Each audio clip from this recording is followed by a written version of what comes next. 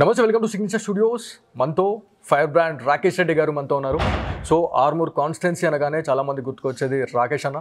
So దాంతోపాటు ఎక్కడ controversy ఉన్నా కూడా డెఫినెట్లీ హిందువుల పైన, దాంతోపాటు మన సనాతన ధర్మం గురించి ఎవరైనా అవహేళన చేసినా కూడా ముందుగా రెస్పాండ్ అయ్యే క్యాండిడేట్గా ఇవాళ పైడి రాకేష్ రెడ్డి అన్న గారిని మనం అందరం గుర్తు తెచ్చుకుంటా ఉన్నాం. దాంతోపాటు స్థానిక సంస్థల ఎన్నికల్లో ఎలా సత్తా చాటబోతా ఉంది బీజేపీ అనే దాని గురించి కూడా మనం మాట్లాడుకోవాలి. ఎందుకంటే చాలామంది కార్యకర్తలు ఎప్పుడెప్పుడు ఎలక్షన్స్ వస్తాయా అనే దాని గురించి చాలామంది ఎదురు చూస్తూ ఉన్నారు. కాకపోతే కాంగ్రెస్ సర్కార్ ఎలక్షన్స్ పెట్టడానికి భయపడుతుంది, జంకుతుంది అని చెప్పేసి కూడా మనకి వార్తా కథనాలు వస్తూ ఉన్నాయి.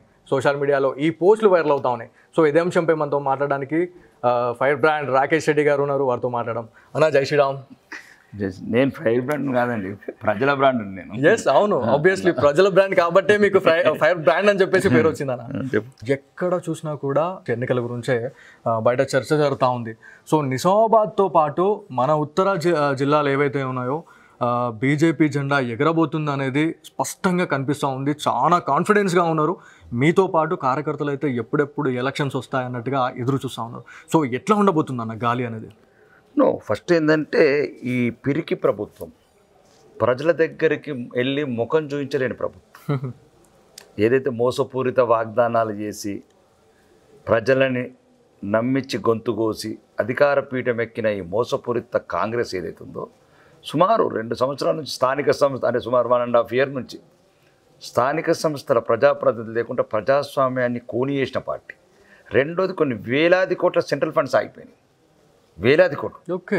ఈరోజు ఒకవేళ ఆ ఎలక్షన్ జరగకపోతే అది అప్పుడున్న రాజ్యాంగ నిబంధనల ప్రకారం కంపల్సరీ సమయం లోపల ఎన్నికలు జరిగి స్థానిక ప్రజాప్రతినిధులు పీఠం ఎక్కితేనే కేంద్ర ప్రభుత్వం నిధులు వస్తాయి, గ్రాంట్స్. కానీ ఈ పిరికి వాళ్ళ వల్ల, అంటే పిరికి ప్రభుత్వం వల్ల, ప్రజలకు మోసం చేసి ముఖం ఎల్లని ప్రభుత్వం వల్ల ఈ 18 నెలల నుంచి స్థానిక ప్రజాప్రతినిధులు లేకుండా పరిపాలన సాగుతుంది. అధికారుల పరిపాలన మొత్తం అభివృద్ధి అంతా కుంటుపడ్డది. కాబట్టి ఎప్పుడొచ్చినా ఏమొచ్చినా ఇంకా తెలంగాణ ప్రజలు నష్టం చేయొద్దు, మీకున్న ఈ మోసపూరిత స్కీమ్లతో వాగ్దానాలతో గట్టెక్కుదాం అనుకుంటారు. కానీ ఎక్కడికి మాత్రం తెలంగాణ గ్రామీణ ప్రాంతాలు సుమారు 13,000 గ్రామాలలో ఎప్పుడెప్పుడు మీరు ఎన్నికలు పడతారో ఈ కాంగ్రెస్ పడతామని చూస్తున్నారు. అన్న, మీరు ఒక మాట అనడం జరిగింది, పిరికి పందలు అని చెప్పేసి మాట్లాడుతూ ఉన్నారు. సో ఎవరైతే మన నిజామాబాద్ జిల్లాలో చూసుకుంటే గత ఒక 15 రోజుల నుంచి హీట్ రాజకీయాలు నడుస్తూ ఉన్నాయి, బీజేపీ వర్సెస్ కాంగ్రెస్. సో వాళ్ళు కొట్టుకుంటా ఉన్నారు. ఎవరైతే కాంగ్రెస్ కార్యకర్తలే కావచ్చు, లేకపోతే కాంగ్రెస్ యువజన నాయకులు ఎవరైతే బీఆర్ఎస్ వేముల ప్రశాంత్ రెడ్డి గారి ఇలాకాలో వాళ్ళు సవాల్స్ చేస్తూ ఉన్నారు. మీరు అధికారంలో ఉన్నప్పుడు ఎలాంటి అభివృద్ధి పనులు చేశారు, ఆ 10 సంవత్సరాలలో ఏమేమి దోచుకున్నారు, మీరు చెప్పురి. దాంతోపాటు మేము ఈ 20 నెలలలో మేమేమి చేసినాం అనేది కూడా మేము ప్రతిదీ డెబిట్కి మేము రెడీ ఉన్నామని చెప్పేసి వాళ్ళు సవాల్ చేసుకుంటా ఉన్నారు. మరి బీజేపీ నుంచి మీరు ఏం చెప్పాలనుకుంటున్నారు వీళ్ళు సవాల్ చేసే దాని గురించి? అదే చెప్తున్నాం కదా, వాళ్ళే చెప్తున్నారు కదా మేము తోడు దొంగలమని. తోడు దొంగలము, దోచుకున్న దొంగలము, తెలంగాణని మొత్తం దోచుకొని దాచుకున్నామని వాళ్ళు. అంటే ఇప్పుడు మేము అక్కడ బీజేపీ ప్రమేయం పక్కన పెట్టండి, వాళ్ళే బీఆర్ఎస్ నాయకులు కానీ కాంగ్రెస్ నాయకులు కానీ మీరు 10 ఏళ్ళలో ఇంత దోచుకున్నారని వాళ్ళు అంటుంటే, మీరు 18 నెలలను ఇంతకన్నా ఎక్కువ దోచుకున్నారని వాళ్ళు అంటున్నారు. కాబట్టి తెలంగాణ ప్రజలు నిర్ణయించుకోవాల్సింది, దొంగలను గెలిపించుకుంటారా లేకపోతే ప్రజల తరపున నిలబడే మీ నాయకులను గెలిపించుకుంటారా, అభివృద్ధి వైపు నిలిచే బీజేపీని గెలిపించుకుంటారా, ప్రజలు నిర్ణయించుకోవాలి. ఇప్పుడు మేము చెప్పదలుచుకున్నాం, మేము చెప్పడం కాదు. ఇప్పుడు మీరు అన్నట్లు వాళ్ళే చెప్తున్నారు కదా, ఎవరైతే బీఆర్ఎస్ వర్గాలు కావచ్చు మేము 10 ఏళ్ళు ఇంత దోసుకున్నాము అని వీళ్ళు చెప్తున్నారు. ఇంత దోసుకున్నారు అంటే ఎందుకంటే ప్రభుత్వం ఉన్నారు కాబట్టి ఎంత దోసుకున్నారు లెక్కలు దొరికినాయి. వాళ్ళు ఏమంటారు, ప్రభుత్వంలో ఉన్న అధికారులంతా పాతులీల పరిచయమే కాబట్టి 18 నెలల్లో మాకన్నా ఎక్కువ దోసుకున్నారని వాళ్ళు అంటున్నారు. కాబట్టి తెలంగాణ ప్రజలు నిర్ణయించుకోవాల్సి ఏంటంటే, బీఆర్ఎస్ కాంగ్రెస్ ఒకటే. ఇండ్లున్నోడు అండ్లకోతాడు, అండ్లున్నోడు ఇండ్లకత్తాడు. వీళ్ళు అంటే అభివృద్ధి నిరోధకులు, అవినీతి పరులు. తెలంగాణ ప్రజానికాన్ని సమాజాన్ని వంచి మోసం చేసే 2 పార్టీలని మీకు గుణపాఠం నేర్పాలంటే ఇప్పుడు జరిగే స్థానిక సంస్థల ఎన్నికలలో మీ ఆలోచన ఉపయోగించి చైతన్యవంతులై ఈ తెలంగాణని అప్పులు లేని అభివృద్ధివాదం తీసుకెళ్లాలంటే స్థానిక సంస్థల ఎన్నికలలో మీరు భారతీయ జనతా పార్టీ ఈరోజు ఏదైతే వికసిత భారత్, సురక్షిత భారత్ గురించి కలలుగా అంటున్న నరేంద్ర మోడీ గారి నాయకత్వంలో ఉన్న భారతీయ జనతా పార్టీని మీరు గెలిపించుకుంటే ఆ 2 పార్టీలు బరాబర్ సెట్ చేస్తాం. మళ్ళీ ఇంకొక విషయం ఏంటంటే, ఆల్రెడీ 2 years అయిపోవస్తుంది. సో ఈ ఎలక్షన్స్ అన్నీ అయిపోయి సెట్ కావడానికి ఇంకొక 1 year టైం పడుతుంది. సో ఈ 3 years అయిపోయిన తర్వాత ఇంకొక 2 years మాత్రమే వాళ్ళు సిట్టింగ్లో ఉంటారు. తర్వాత ఏ ప్రభుత్వం వస్తుంది రాష్ట్ర ప్రభుత్వంలో అనే దానిపైన కూడా చాలామంది డైలమాలో ఉన్నారు. సో ఎవరైతే మీ బీజేపీలో ఎవరైతే మనకి కంటెస్టెంట్లుగా కొత్తగా వచ్చే వాళ్ళు పొలిటీషియన్స్ ఎవరైతే ఉన్నారో వాళ్ళకి మీరు ఏం భరోసా చెప్పబోతా ఉన్నారు? అంటే రానున్న రోజుల్లో తెలంగాణలో బీజేపీ అంటే ఏదైతే కాషాయ జెండా ఎగరబోతుందా అనే దాని గురించి మీరు మీ కార్యకర్తలకు మీరు ఎలాంటి జవాబు ఇవ్వబోతా ఉన్నారు, ధీమా ఇవ్వబోతా ఉన్నారు? తెలంగాణ వ్యాప్తంగా ఉన్న 33 జిల్లాల భారతీయ జనతా పార్టీ కార్యకర్తలకు కావచ్చు, నాయకులకు కావచ్చు, లేకపోతే తెలంగాణ ప్రజానీకానికి కావచ్చు, మా భారతీయ జనతా పార్టీకి ఊపిరి పోసిన గడ్డ ఇది, ఉయ్యాల లోపిన గడ్డ, ఆయుష్ పోసిన నేల. తెలంగాణ రుణం భారతీయ జనతా పార్టీ ఎప్పటికీ తీర్చుకోలేదు. ఒకవేళ నాయకత్వ లోపంలో కొన్నిసార్లు వెనుకబడ్డా ఈసారి మాత్రం 40 సంవత్సరాల నుంచి జై భారత్, జై శ్రీరామ్ అనే నినాదాలతో కార్యకర్తలు గ్రామీణ ప్రాంతాలలో సుమారు ప్రతి సామాన్య కార్యకర్తలు ఏదైతే ఎదురు చూస్తున్నారో ఒక విజయం, ఒక్క విజయం కావాలని, అంటే మేము కూడా అదే అనుకుంటున్నాం. ఈ కార్యకర్తల గురించి అన్న దేవుణ్ణి కూడా కోరుకుంటున్నాం. ఒక్కసారి విజయం ఇవ్వండి ఈ తెలంగాణ. తెలుగుదేశం ప్రభుత్వాన్ని చూశారు, కాంగ్రెస్ను చూశారు, బీఆర్ఎస్ని చూశారు. ఒక్క అవకాశం ఇవ్వమని మేము తెలంగాణ ప్రజల ముందుకు వెళ్తాం. కార్యకర్తలు ఒక వీరులాగా ఉన్నారు యుద్ధానికి, ప్రజాస్వామ్య యుద్ధానికి. హిందూ ద్రోహులు, అవినీతి పరులు, అడుగడుగున మెజార్టీ ప్రజలను అవమానించే సెక్యులర్ ముసుగులో ఉన్న నాయకులు, వీళ్ళందరి గుణపాఠం చెప్పాలని 33 జిల్లాల కార్యకర్తలు తాహతాలాడుతున్నారు. వాళ్ళ శ్రమ వృధా కానివ్వం. అన్న ఇంకొక విషయం ఏంటంటే మీరు ఇంతగానం ఇంత పటిష్టంగా తయారు కావడానికి మీరు సిద్ధమవుతా ఉన్నారు. కాకపోతే ఈ టైంలో ఫైర్ బ్రాండ్గా పేరున్నటువంటి రాజాసింగ్ గారు కూడా పార్టీని విడవడానికి గల కారణం ఏంది అనేది చాలామందికి ఉన్న క్వశ్చన్. ఇంకోటి ఏంటంటే చాలామంది ఫాలోవర్స్ ఉన్నారు. ఇప్పుడు రాకేష్ రెడ్డి అన్నకి ఏ రకంగా ఫాలోవర్స్ ఉన్నారో సేమ్ అట్లానే రాజాసింగ్ గారికి కూడా అట్లాంటి ఫాలోవర్స్ ఉన్నారు. సో అట్లాంటి వాళ్ళని పార్టీ ఎందుకు వదిలిపెట్టుకోవాల్సి వచ్చింది అనే దానికి చాలామంది ఎదురు చూస్తూ ఉన్నారు. పార్టీది తప్పుది కాదు, కానీ మాలాంటి వాళ్ళదే మేము జాగ్రత్తగా వ్యవహరించాలి. రాజాసింగ్ గారు కానీ, రాకేష్ రెడ్డి గారు కానీ. అవునండి. అంటే ఎందుకంటే మేము ఎవరైతే కార్యకర్తలు మా మీద ఒక రకమైన అభిమానం, ప్రేమ పెంచుకున్నారో, అవును, ఏదైతే దేశం గురించి, అభివృద్ధి గురించి, ధర్మం గురించి మేము మాట్లాడే మాటలు కావచ్చు, చేసే పోరాటాలు కావచ్చు, అంటే మేము మాట్లాడే ప్రతి మాట, వేసే ప్రతి అడుగు అభిమానులకు, కార్యకర్తలకు కీడు జరగకూడదు. అవునండి. పార్టీదేం తప్పలేదండి. మేము కొన్ని తొందరపాటు మాటల వల్ల, తొందరపాటు నిర్ణయాల వల్ల కార్యకర్తలను నిరాశకు గురి చేస్తున్నాం మేము. కాబట్టి మేము నాయకులుగా కార్యకర్తల నిరాశకు గురి చేయొద్దంటే అవమానాలను దిగమింగడం నేర్చుకోవాలి. అన్న ఇంకొక విషయం ఏంటంటే ఇక్కడ పైడి రాకేష్ రెడ్డి అన్ననే కావచ్చు, అటు రాజాసింగే కావచ్చు, లేకపోతే ధర్మపురి అరవిందే కావచ్చు, ఎవరైతే ఈ ఫైవ్ బ్రాండ్స్ ఎవరైతే ఉన్నారో ప్రతి ఒక్కరు అంటే ఫ్యామిలీని పక్కన పెట్టేసి హిందుత్వం అనే ఒక ధర్మం కోసం మీరు దేనికైనా రెడీ అన్నట్టుగా మీరు చేస్తూ ఉన్నారు. కాకపోతే ఇట్లాంటి మీరు చెప్పడం జరిగింది కొన్ని ఆలోచనలు తీసుకోవాలి, కరెక్ట్ జాగ్రత్తగా ఆలోచించి తీసుకోవాలని చెప్పేసి.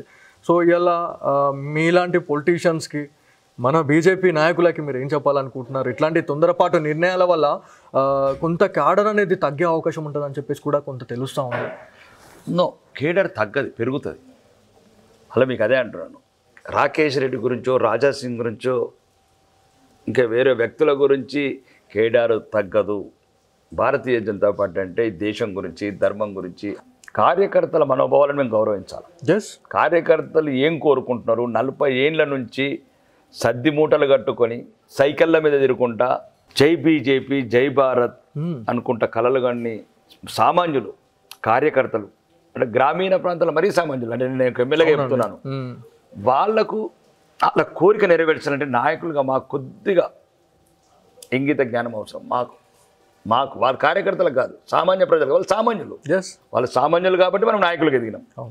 అంటే ఒక మారుమూల గ్రామంలో, ఒక లంబాడి తండాలల్లా, ఒక ఎటువంటి ఉపాధి లేని బిడ్డ, ఎటువంటి ఆవాసం లేని ఇల్లు లేని బిడ్డ కాషాయ జెండని గుండెలు కత్తుకొని జై శ్రీరామ్ అంటాడంటే ఆ జ్ఞానం మాకుండాలి. వాడు ఆదిలాబాద్ అడవులో, ఖమ్మం లాంటి కుసుమంచి మండలంలో ఉన్న అడవులలో ఎటువంటి అభివృద్ధికి నోచుకోకుండా ధర్మం గురించి, దేశం గురించి, అభివృద్ధి గురించి ఆ జెండాను కౌగలించుకున్నాడు చూడు. అవును. మేము కొన్ని అనాలోచిత చర్యల వల్ల కొన్ని ఇబ్బందికర పరిస్థితులు సృష్టించడం.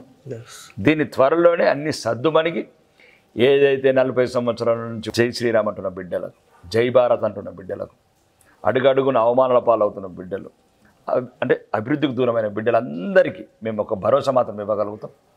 తప్పనిసరి పరిస్థితులు మాలో కొన్ని ఏవైనా ఉన్న ఇబ్బందులు, మళ్ళీ మీకు సింపుల్ ఉదాహరణ చెప్తున్నా, మేము కూడా చాలా అవమానాలు ఉన్నాం. ఫస్ట్ ప్రజాభిమానం ఉన్న నాయకుడు ఎవరైనా సరే, దయచేసి నేను ఈ ఇంటర్వ్యూ ద్వారా చెప్తున్నాను, ప్రజలు కార్యకర్తల నుంచి అభిమానించే నాయకులు ఎవరైనా, ముఖ్యంగా అంటే నేను చెప్తున్నాను, అంటే వ్యక్తిగతంగా చెప్తున్నాను, అందరి గురించి చెప్తున్నాను, మనలాంటి వాళ్ళం అవమానాలు దిగమింగడం నేర్చుకోవాలి. అవునండి. ఎలా అయితే ప్రజలలోకి ఎక్కువ పోతున్నాము, ప్రజలు మనల్ని అభిమానించడం మొదలు పెడుతున్నారు, ప్రజా గొంతుకలై నిలుస్తున్నాము, ప్రజాస్వామ్యంలో ప్రశ్నిస్తున్నాం. చూడండి, ఇది మనకు అవమానాలు మొదలవుతాయి. ఈ అవమానాలు దిగమింగడానికి మనం సిద్ధమైపోవాలి. ఏ నాయకుడైనా, ఏదైతే ప్రజాభిమానం చురగొన్న ఏ నాయకుడైనా, నువ్వు ఎలా అయితే ప్రజాభిమానం చురగొంటావో, ప్రభుత్వాన్ని ప్రశ్నిస్తావో, ప్రజా సమస్యల మీద గలమెత్తుతావో, ప్రజలు నిన్ను ప్రేమించడం నేర్చుకుంటారు. కానీ రాజకీయాలు నిన్ను దిగమింగడానికి ప్రయత్నం చేస్తాయి, నిన్ను అవమానించడానికి ప్రయత్నం చేస్తాయి, అడుగడుగున అవమానాలు. కాబట్టి మన గురించి కాకుండా, మన కుటుంబం గురించి కాకుండా, ఆ గ్రామీణ ప్రాంతాలలో ఉన్న కార్యకర్తల ముఖంలో చిరునవ్వు, వాళ్ళ 40 ఏళ్ళ ఒక రకమైన ఆవేదన, ఆక్రోషం, ఒక్కసారి కాషాయ జెండాను చూడాలనుకుంటారు తెలంగాణ అసెంబ్లీ మీద. అన్న దాంతోపాటు మన తెలంగాణలో చూసుకుంటే ఎక్కడెక్కడి నుంచో రోహింగ్యులు రావడం జరుగుతూ ఉంది, ఎక్కడెక్కడి నుంచో ముస్లింలు కొంతమంది రావడం జరుగుతూ ఉంది. దీంట్లో చాలామంది మంచోళ్ళు ఉన్నారు, దీంట్లో కొంతమంది కలుపు మొక్కల్లా తయారైన వాళ్ళు కూడా ఇక్కడికి వచ్చి మనపైనే అధికారం చలాయించేటట్టుగా మనకు కనిపిస్తాం. మంచోళ్ళు ఎట్లా అవుతారు? నాకు అర్థం కాదు, మంచోళ్ళు ఎట్లా అవుతారు? అంటే దీంట్లో చాలా మంది బీజేపీని కూడా ఆదరించే వాళ్ళు నేను చాలా మందిని చూశాను. అందుకే నేను ఈ మాట, బీజేపీని పాకిస్తాన్లో కూడా ఆదరిస్తారు, అది ఇష్యూ కాదు కదా. నువ్వు ఒక విదేశాల నుంచి వచ్చి ఎటువంటి అనుమతి పత్రాలు లేకుండా ఎక్కడ ఉంటావు ఇట్లా అక్రమం? ఇది అందరికనే నష్టం ముస్లిమ్స్కే. మరి వాళ్ళకి ఎందుకు తెలియట్లేదు అని? వాళ్ళకు ఓటు బ్యాంక్ రాజకీయాలు. వాళ్ళు మనం అంకెలు పడితే వాడు సంఖ్య పెంచుతున్నాడు, సంఖ్య మీద డిపెండ్ అయ్యిండు. వాళ్ళు దానిపైన టార్గెట్ చేశారు. మనమేమో ఈ రకంగా తయారైనాం, దైవం లేదు, ధర్మం లేదు, ధనమేమో పరిగెడుతున్నాం. వాడు సరిపోతలేడు కదా అని, అంటే ఎటువంటి దేశంలో ఉన్న చట్టాలని గౌరవించకుండా ఇంకా విదేశాలకు వెళ్ళి ఎంతమంది అంతమంది మాకు తోడవుతారు కదా అని. ఇప్పుడు విదేశాలకు వెళ్ళి ఇప్పుడున్న ఎవరైతే హైదరాబాద్ పార్లమెంట్ సభ్యులు బహిరంగ 6 కోట్ల మంది ఆక్రమణదారులు అంటే 6 కోట్ల మంది ఆక్రమణదారులు మంచి వాళ్ళు ఎట్టుంటారు? మంచి చెడు అని తర్వాత నువ్వు ఈ భారతదేశం ఏం సత్రం కాదే. ఇప్పుడు 6 కోట్ల మందికి మీకు మేము రేషన్ ఇవ్వాలా, బట్టలు ఇవ్వాలా, మీకు అన్ని ట్రాన్స్పోర్ట్స్ ఇవ్వాలా? మా దేశమే ఇంకా అభివృద్ధి, అంటే ఇంకా కొంత అభివృద్ధి చెందిన ప్రాంతం ఉంది, ఆ నిధులు మా వాళ్ళకి కేటాయించుకుంటాం కదా. నీ దేశం మీద నువ్వు అభివృద్ధి చెందు, నీ దేశం ఉంది, నీ నేల ఉంది, నీ ప్రభుత్వం ఉంది, మా దేశం మీద ఎందుకు దాడి, దండయాత్ర?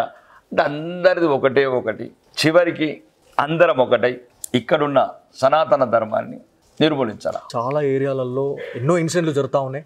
ఏవైతే మన సనాతన ధర్మం గురించి విషం చల్లే ప్రయత్నం చేయడం కావచ్చు, లేకపోతే మన దేవీ దేవతల విగ్రహాలపైన దాడులు చేయడం ఎన్నో చూస్తున్నాం. మీరు కూడా లైవ్లో వెళ్ళి ఎన్నో ఇన్సిడెంట్స్ దగ్గరికి వెళ్ళి మీరు మాట్లాడడం జరిగింది.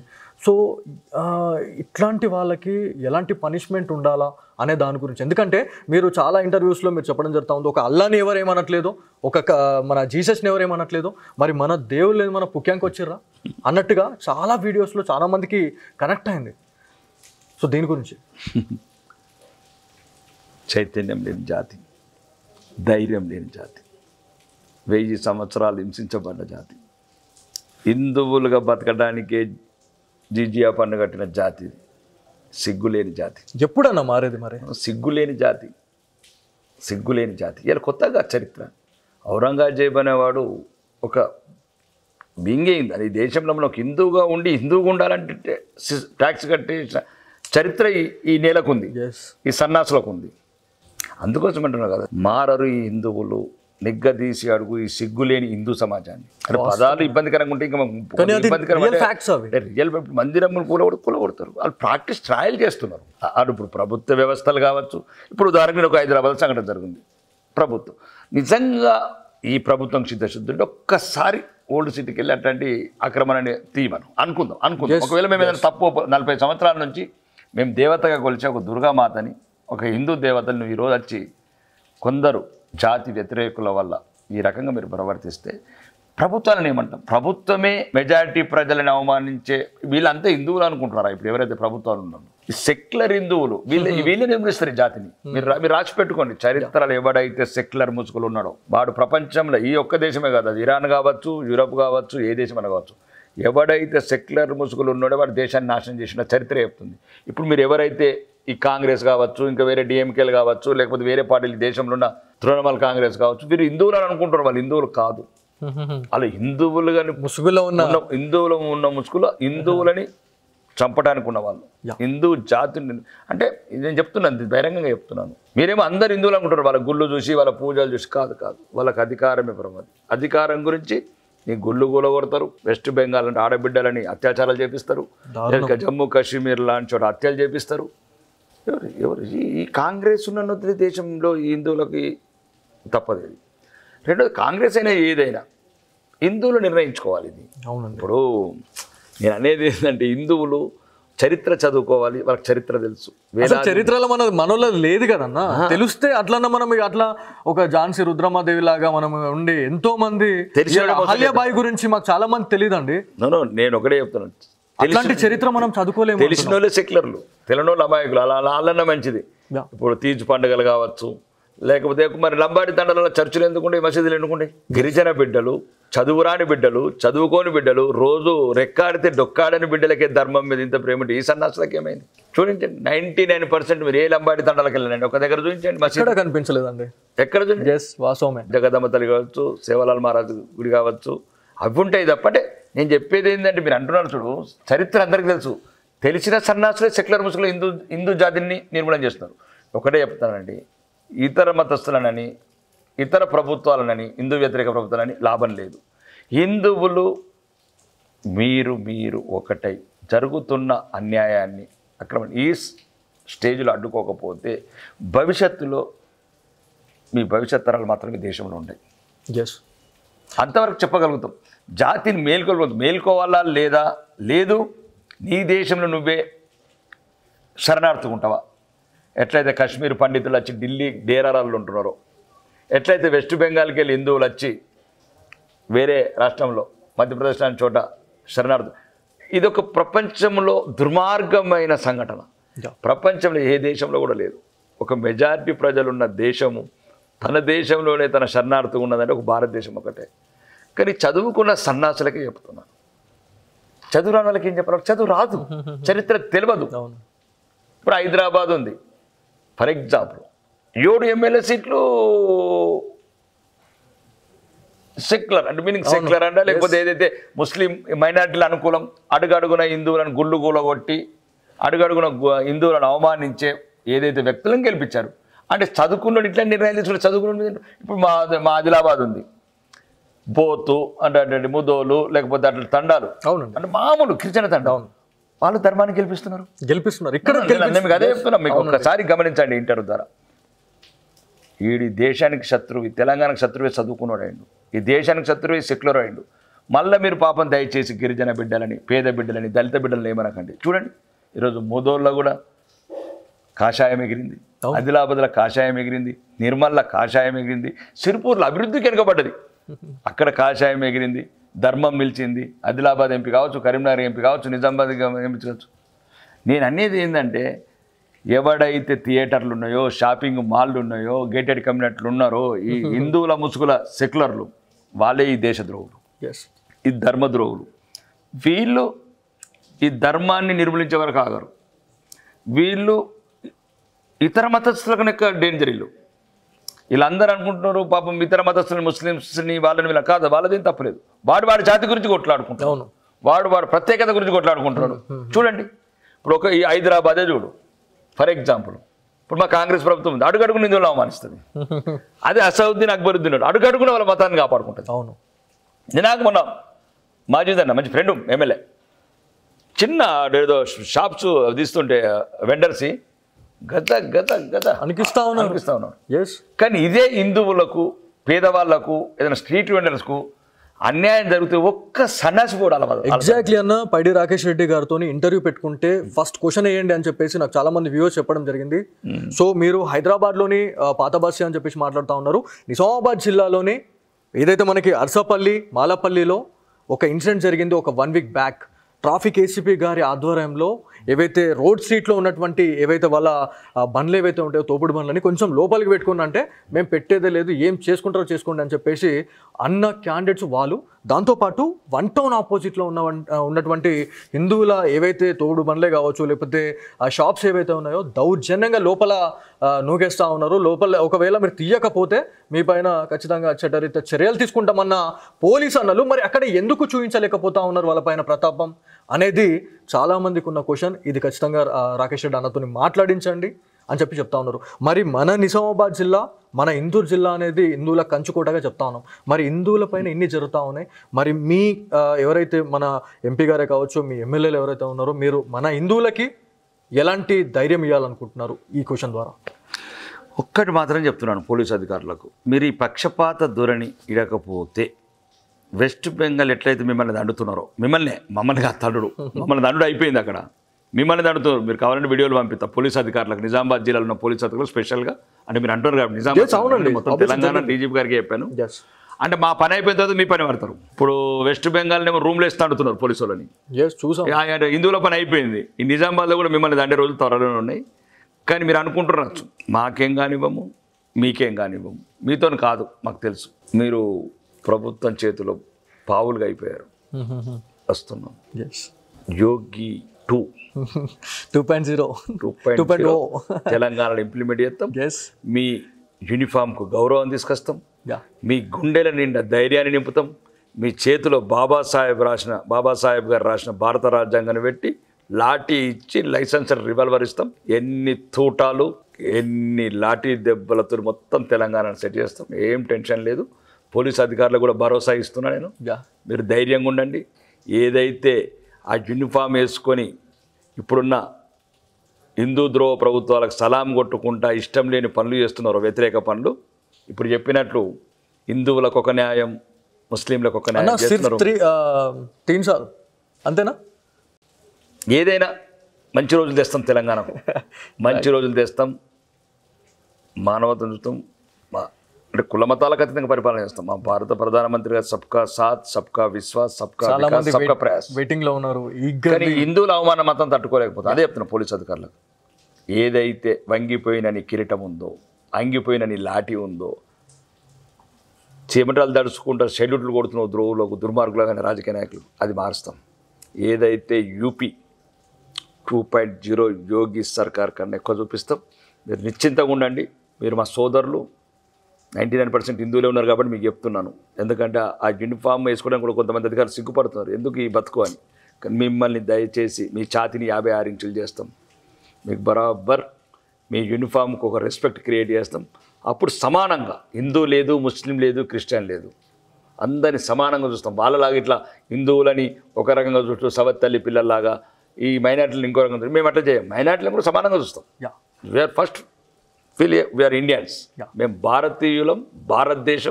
భారతదేశంలో ఉన్న ప్రతి పౌరుణ్ణి అందరినీ సమానంగా గౌరవిస్తాం. రైట్ అన్న, థ్యాంక్ యూ సో మచ్. జై శ్రీరామ్.